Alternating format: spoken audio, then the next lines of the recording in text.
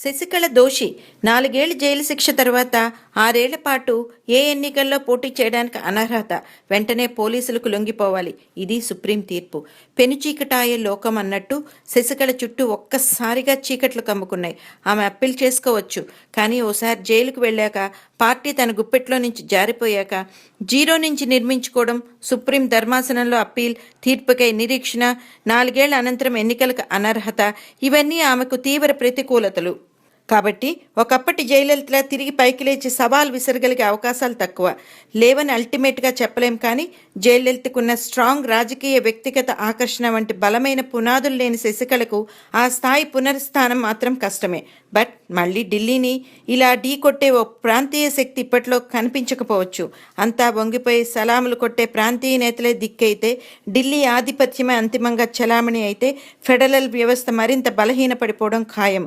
ఇక్కడ శశికళలు, మోడీలు కాదు చర్చనీయాంశం. What next? ఇది కథకు ముగింపా, మలుపా? శశికళ సీఎంగా తనకు బదులు మరొకరిని ప్రతిపాదించినా సరే ఇప్పటి సంఖ్యాబలం ఆమెకు ఉండకపోవచ్చు. సెల్వానికి తాత్కాలికంగా కిరీటం దక్కవచ్చు. తర్వాత కూలుతున్న అన్నాడీఎంకే శిథిలాలపై కాంగ్రెస్, బీజేపీ, డీఎంకే పేలాలు ఏరుకోవచ్చు. ఆమె జైలులో ఉంటే బయట ఉన్నంత గ్రిప్ ఇకపై సాధ్యం కాదు. అక్రమాస్తుల కేసు కనుక లేకపోయి ఉంటే కథ వేరే రకంగా ఉండేదేమో.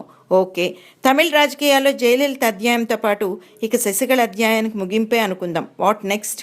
స్టాలిన్ తాను డీఎంకే మరింత బలోపేతం చేస్తాడు. ఆ క్యాంపు పైన బోలెడు కేసులున్నాయి. అయినా డీఎంకే ఢిల్లీతో అవసరమైన సందర్భాల్లో డి అంటే డి అంటుంది.